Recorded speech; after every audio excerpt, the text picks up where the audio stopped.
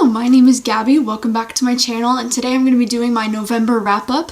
In the month of November, I read a total of 6 books, which I'm pretty happy with, to be honest. I had a really great reading month for the most part, and I managed to read a book that was 820 pages, so yeah, that's officially the longest book I've ever read now, and so let's get to it. Seems like everybody here is speaking different languages.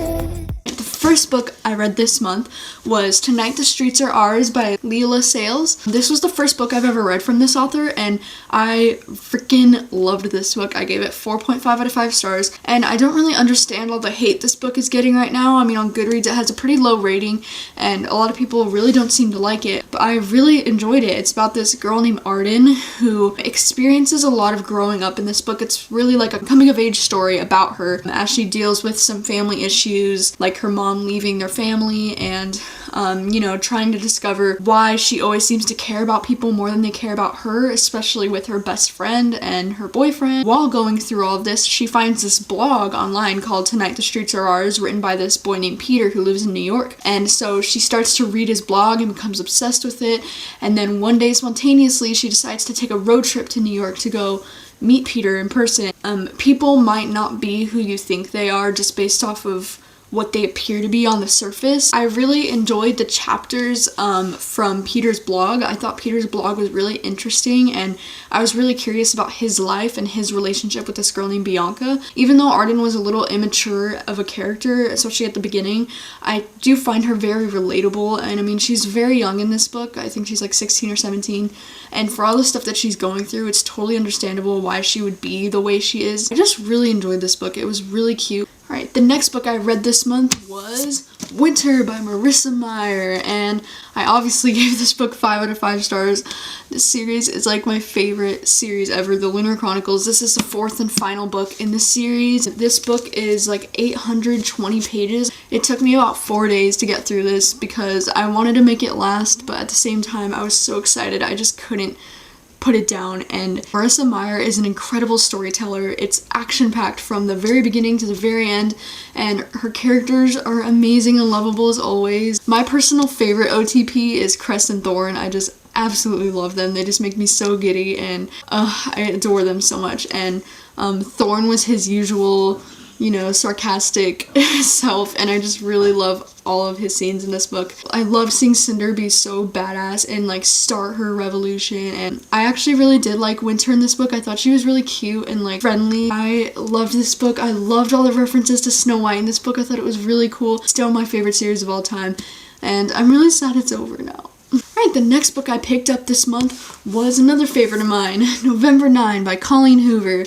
This is Colleen Hoover's new book. It just came out this month. It's about this couple who named Ben and Fallon, and they meet each other on November 9th in Los Angeles on the day before Fallon's about to move to New York. They have this kind of like insta-love, but not like in a bad way. They decide every year that they're going to meet on November 9th for the next 5 years, and we don't get any idea of what's going on in between these November 9ths as readers. It's just literally cut to like 1st November 9th, 2nd November 9th, 3rd, and it's really, really good. I gave it 4.5 out of 5 stars, and it's definitely a new favorite of mine. I really loved Benton's character because he's like a writer, and the whole reason why he really agrees to do this meeting up every November 9th for the next 5 years is because he hopes it'll like inspire him, and he wants to write a story about it. He's definitely a new favorite out of the Colleen Hoover male characters. Also, we get a cameo of characters from one of Colleen's previous books, and I was so excited about it because I just think that's so legit, and I love when authors do that. I was very surprised by the amount of plot twists thrown in at the end that I didn't see coming, and I don't know why I didn't see it coming. It just like knocked me off my feet. I was like, what? She's one of my favorites. Alright, the next book that I read this month was Dangerous Girls by Abigail Hatt. I loved this book. I give it 5 out of 5 stars. I know I sound like I'm just like giving everything really high ratings, but trust me, I never give stuff this high of ratings. So if I give a book 5 out of 5 or 4.5 out of 5, that I really, really liked it. Abigail she has 2 books. This one's Dangerous Girls, and then the other one is Dangerous Boys.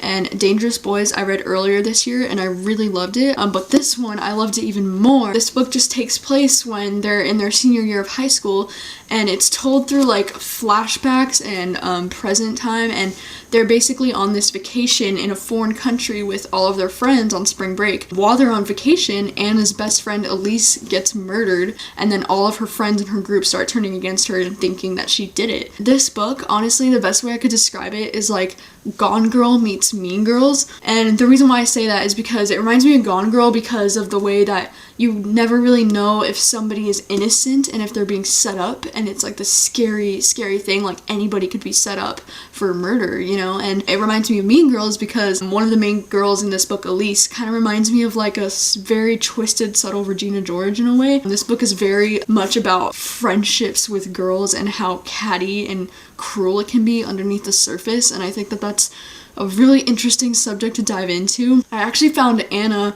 our main character in this book, to be an extremely relatable character. It's kind of one of those stories where like you don't know if you can trust Anna's perspective because she might be trying to cover up her own lies, or she might be telling the truth. Like, we don't know what to expect. It's one of those books where you just don't know who you can trust. As a reader, you're like, oh my god, what's going on?